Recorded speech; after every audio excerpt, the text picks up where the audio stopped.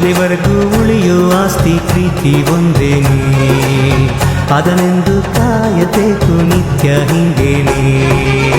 ಲಾಲಿಸುವಾಳಿ ಹಾಡಲ್ಲಾಲಿ ನನ್ನ ಚೆಲುವಿಗೆ ಸರಸಾರಲ್ಲಾಲಿ.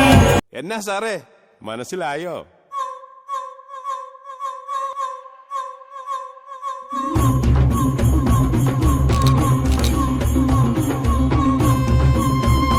ಇರ್ತವೆ plus mobile charger ಇರುತ್ತೆ. ಸೊ ಈ ಕೆಲವೊಂದು ಬೇಸಿಕ್ ಇನ್ಫಾರ್ಮೇಶನ್ ಗಳನ್ನ ಅಥವಾ ಟಿಪ್ಸ್ ಗಳನ್ನ ಹೇಳ್ತೀನಿ, ಅಷ್ಟು ಜ್ಞಾಪಕ ಇಟ್ಕೊಂಡ್ರೆ ಸಾಕು. ಗಾಡಿ ಸ್ಟಾರ್ಟ್ ಮಾಡಿದಾಗ ಈ ಲೈಟ್ ಬರಬೇಕು. ಈ ಲೈಟ್ ಬಂದ್ರೆ ಮಾತ್ರ ನಿಮ್ದು ವೆಹಿಕಲ್ ಸ್ಟಾರ್ಟ್ ಆಗುತ್ತೆ. ಸುಮ್ಮನೆ ಸೆಲ್ಫ್ ಹೊಡಿರಿ, ಗಾಡಿ ಸ್ಟಾರ್ಟ್ ಆಗುತ್ತೆ. ಸೆಲ್ಫ್ ಎಕ್ಸಲೇಟರ್ ಅದು ಕೊಡೋದು ಬೇಕಾಗಿಲ್ಲ. ಸೊ ಲೈಟ್ ಗಾಡಿ ರನ್ನಿಂಗ್ ಅಲ್ಲಿ ಇದ್ದಾಗ ಗಾಡಿ ಸ್ಟಾರ್ಟ್ ಆದ್ಮೇಲೆ ಲೈಟ್ ಆಫ್ ಆಗುತ್ತೆ. ಇನ್ ಕೇಸ್ ಏನಾದ್ರೂ ಲೈಟ್ ನಿಮಗೆ ರಿಫ್ಲೆಕ್ಟ್ ಆದ್ರೆ ಗಾಡಿನ ಲೋಕಲ್ ಮೆಕ್ಯಾನಿಕ್ ಲೋಕಲ್ ವರ್ಕ್ಶಾಪ್ ಅಲ್ಲಿ ತೋರಿಸಂಗಿಲ್ಲ. ಇದು ಫಸ್ಟ್ ಇಂಪಾರ್ಟೆಂಟ್. ಎರಡನೇದು, ಗಾಡಿ ಸ್ಟಾರ್ಟ್ ಇದ್ದಾಗ DSLR ಲೈಟ್ ಆನ್ ಅಲ್ಲಿ ಇರುತ್ತೆ. ಇದಕ್ಕೆ ಯಾವುದು ಆಫ್ ಮಾಡಕ್ಕೆ ಸ್ವಿಚ್ ಕೊಟ್ಟಿಲ್ಲ. ಹಾಗಾಗಿ ಹೊರಗಡೆ ಎಲ್ಲೂ ಸ್ವಿಚ್ ಇದನ್ನ ಕನೆಕ್ಷನ್ ಅದನ್ನ ಆ ತರ ಮಾಡಿಸ್ಕೊಳ್ಳಂಗಿಲ್ಲ. ಮೂರನೇ ಇಂಪಾರ್ಟೆಂಟ್, ಗಾಡಿ ಗೇರ್ ಅಲ್ಲಿ ಇದ್ದಾಗ ಸೈಡ್ ಸ್ಟ್ಯಾಂಡ್ ಏನಾದ್ರು ಕೆಳಗಡೆ ಇದ್ರೆ ಗಾಡಿ ಆಫ್ ಆಗುತ್ತೆ, ಸ್ಟಾರ್ಟ್ ಆಗಲ್ಲ. ಸೊ ಗಾಡಿನ ನ್ಯೂಟ್ರಲ್ ಮಾಡ್ಕೋಬೇಕು, ಇಲ್ಲ ಸೈಡ್ ಸ್ಟ್ಯಾಂಡ್ ತೆಗಿಬೇಕು. ಎರಡರಲ್ಲಿ ಒಂದ್ ಮಾಡಿದ್ರೆ ನಿಮ್ದು ಗಾಡಿ ಮತ್ತೆ ವಾಪಸ್ ಸ್ಟಾರ್ಟ್ ಆಗುತ್ತೆ. ಓಕೆ. ನಾಲ್ಕನೇ ಇಂಪಾರ್ಟೆಂಟ್, ಗಾಡಿಗೆ ಹಳೆ ಗಾಡಿ ತರ ಪೆಟ್ರೋಲ್ ರಿಸರ್ವ್ ನಾಬ್ ಇರೋದಿಲ್ಲ.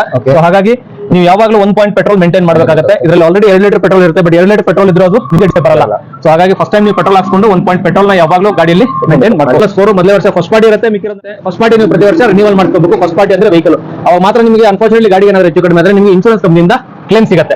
ಗಾಡಿ ಜೊತೆ ಬರೋ ವಾರಂಟಿ 5 ವರ್ಷ ಅಥವಾ 75,000 ಕಿಲೋಮೀಟರ್ ವರೆಗೆ ಇರುತ್ತೆ. ಸಬ್ಜೆಕ್ಟ್ ಎಲ್ಲಾ service time to time showroom ಅಲ್ಲಿ ಮಾಡ್ಕೊಂಡ್ರೆ ಮಾತ್ರ. ನಿಮ್ದು ಯಾವುದೇ ಸರ್ವಿಸ್ ಲ್ಯಾಬ್ಸ್ ಆದ್ರೆ ಮೋಟರ್ ಜೊತೆ ನಿಮ್ಮ ಅನುಭವ ಹೇಗಿತ್ತು, ನೀವು ಯಾವಾಗ ಕಾಂಟ್ಯಾಕ್ಟ್ ಮಾಡಿದ್ರಿ, ಹೇಗೆ ಕಾಂಟ್ಯಾಕ್ಟ್ ಮಾಡಿದ್ರಿ, ಯಾರ ರೆಫರೆನ್ಸ್ ಇಂದಾನ?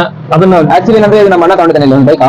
ಆಕ್ಚುಲಿ ಅವ್ನು ತಗೊಂಡಿರೋದು ವೈಟ್ ಕಲರ್. ನನಗೇನಂದ್ರೆ ಚಿಕ್ಕ ನಮ್ಮ ತಂದೆ ಇಷ್ಟಪಟ್ಟು ರೆಡ್, ಅದಕ್ಕೋಸ್ಕರ ರೆಡ್ ತಗೊಂತಾ ಇದೀನಿ. ಇದು ಬಂದು ನನಗೆ 5 ವರ್ಷದ ಕನಸು. ನನಗೆ ಆಕ್ಚುಲಿ ತಗೋಬೇಕು ಅಂತ ತುಂಬಾ ವರ್ಷದಿಂದ ಕನಸು ಪಟ್ಕೊಂಡಿರೋದು, ಗಾಡಿ ತಗೋಬೇಕು, ಅದನ್ನ ಸ್ಪೀಡ್ ಗಾಡಿ ತಗೋಬೇಕು ಅಂತ. ಅದರಲ್ಲಿ ಮೇನ್ ಆಗಿ ಪಲ್ಸರ್ ನಮ್ಮ ಫ್ಯಾಮಿಲಿ ಎತ್ತಿನ ತಗೊಂಡಿದ್ದಾರೆ. ಅದಕ್ಕೋಸ್ಕರ ನಮ್ಮ ಅಣ್ಣನ ಕೇಳಿದಕ್ಕೆ ಇಲ್ಲ ಲಕ್ಷ್ಮೀ ಶೋರೂಮ್ ಬಂದು ತಗೊಳ್ಳೋ, ಚೆನ್ನಾಗಿದೆ, ಪೊಲೀಸರ ಚೆನ್ನಾಗಿ ಮಾಡ್ಕೊಡ್ತಾರೆ, ಇವನ್ ಈಗ ಪ್ರತಿ ಕೆಜಿ ಕಟ್ ಮಾಡಿಸ್ತಾರೆ, ಇವನ್ ಆಗಲ್ಲ ಮಾಡಿಸ್ಕೊಳ್ಳೋ ಚೆನ್ನಾಗಿರುತ್ತೆ ಅಂತ ಅವ್ರು ಹೇಳೋದು. ಆಕ್ಚುಲಿ ಸೊ ಅದಕ್ಕೆ ಏನ್ ಮಾಡಿದೆ, ಹತ್ರ ಇಲ್ಲ ಬರೋದು. ಸೊ ಅಲ್ಲಿ ಬೇರೆ ಹೋಗೋದು ಇಲ್ಲ ಬಂದು ತಗೊಂಡೆ ಸರ್. ಆಕ್ಚುಲಿ ನಂಗೆ ಇಷ್ಟ ಆಯ್ತು, ಆಕ್ಚುಲಿ ಗಾಡಿ ತುಂಬಾ ಇಷ್ಟ ಆಯ್ತು. ಸೊ ಇವಾಗ ಮುಂದೆ ಎಕ್ಸ್ಪೀರಿಯನ್ಸ್ ಜರ್ನಿ ಹೆಂಗಿದೆ ನಾವು ನೋಡ್ಬೇಕಾಗುತ್ತೆ ಅಷ್ಟೇ. ಗಾಡಿ ನೀವು ಕ್ಯಾಶ್ ಅಲ್ಲಿ ತಗೊಂಡ್ರಾ, ಫೈನಾನ್ಸ್ ಅಲ್ಲಿ ತಗೊಂಡ್ರಾ ಸರ್? ಆಕ್ಚುಲಿ ಅಂದ್ರೆ ನಮ್ದು ಫುಲ್ ಕ್ಯಾಶ್ ಕಟ್ಟಕ್ಕಾಗಲ್ಲ. ಏನಾದ್ರು ಲೋನ್ ತಗೊಳ್ಳೇಬೇಕಾಗುತ್ತೆ.